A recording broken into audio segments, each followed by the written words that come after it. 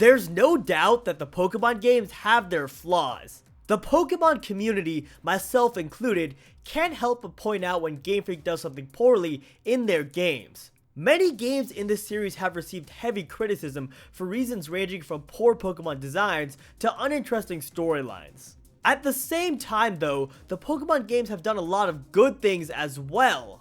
Pokemon isn't perfect, as no video game can ever be perfect, but even still, the reason why Pokemon has such a large fan base is precisely because of all the great decisions the franchise has made over the years. So in honor of that, rather than complaining about some new feature that needs to be added to Sun and Moon or something that's been done poorly in the past, today I'm going to be discussing 5 amazing features from past Pokemon games that absolutely must return in Sun and Moon. Feature number 1, Pokemon following you. Glad to start off the countdown with such a unique choice. Okay, in all seriousness though, this is something that needs to come back. I totally understand why it wasn't in X or Y and ORAS, since after upgrading to 3D models, it's incredibly graphically intensive and difficult for Game Freak to have Pokemon follow you in those games, but I'm hoping that now they have the tools to be able to do so with Sun and Moon.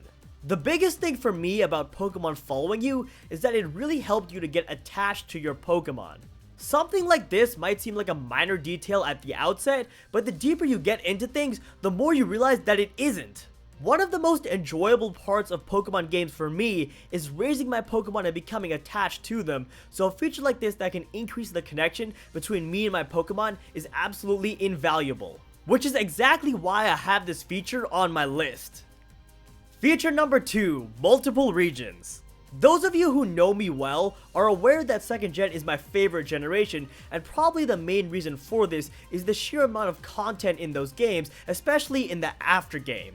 In most Pokemon games, there just really isn't much incentive to keep playing after you beat the Elite Four. I mean, sure, there's still stuff to do, but the climax is definitely the Pokemon League. In Generation 2, however, things were different. Much different. I would argue that the reason for the success of those games is twofold. One, by introducing multiple regions, you inherently increase the amount of hours people can spend on the game, which makes it a better value for people, and obviously helps them to enjoy the games more. 2, sometimes spending all your time in a single region can be a bit repetitive, so giving us access to multiple regions in a manner similar to Gen 2 would also help to mix things up a little. Another important thing to consider is that there are so many loose ends with Zygarde at this point, but if we return to Kalos in Sun and Moon, all these loose ends could be cleared up. So for all these reasons, I'm hoping we'll have access to a previous region in Sun and Moon, specifically Kalos. Number 3, Mega Evolutions. I definitely want Mega Evolutions to return in Sun and Moon, but with a slight caveat. I want there to be ideally 5 Mega Evolutions. No more and no less. I personally really enjoyed the Mega Evolution mechanic, but I also thought it was a little bit overused. There were so many cases in Gen 6 when they could have just given Pokemon normal evolutions, but decided not to and instead just spammed Mega Evolutions. It also made Mega Evolutions a little bit less special, since if you have nearly 50 Mega Evolutions coming from just a single generation, then well, those who do get Megas are less unique than say if there were only 10 Mega Evolutions. I think if Game Freak only included around 5 Mega Evolutions in Sun and Moon, this would be a great middle ground. Many who disapproved of Mega Evolutions in the past wouldn't be too upset by this, and those who really enjoyed it would also be fairly happy, since they would at least be getting some new Megas. It would also give Game Freak a chance to focus a little more on other things, like crafting a better region and storyline, or perhaps introducing a different new mechanic in Sun and Moon. Regardless, if not exactly 5, the point here is I want Mega Evolutions to return, but for Game Freak to not overuse them. Feature number 4, Trainer Customization. Trainer customization is yet another rather unoriginal choice, but I still think it needs to come back. Customization was good for obvious reasons, as it allowed you to make your character a little bit more personalized and made the game just a little bit more immersive. However, I'm gonna stretch this a little bit further and say I don't just want trainer customization to return. I also want it to be completely revamped and for Game Freak to take customization to a whole nother level. If Sun and Moon let us customize our characters to a far greater degree than in X and Y, it'll give us an opportunity to become even more immersed in the game and create even more unique trainer characters. I really don't feel as though something like this would be incredibly hard to do, and at the same time increases the amount of enjoyment we get out of the game by a fairly large margin. So for this reason, trainer customization is a feature that must be included in Sun and Moon.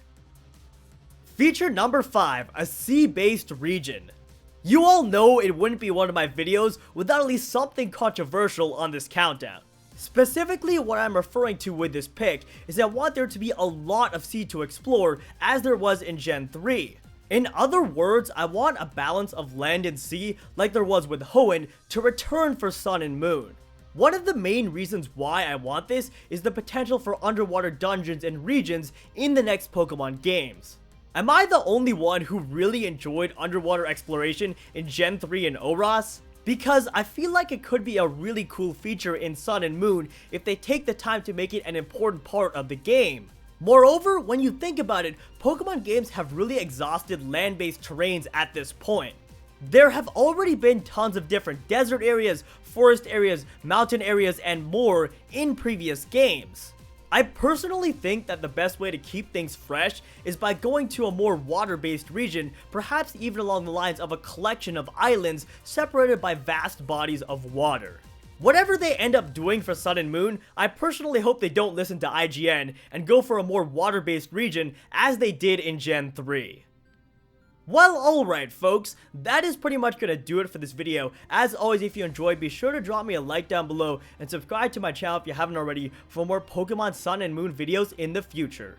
And of course, be sure to let me know your thoughts down below on this countdown. Do you agree with the features on this list, or do you disagree? And be sure to leave reasons why you think what you think. Otherwise, I hope you all have an awesome rest of your day, and I will see you in my next video.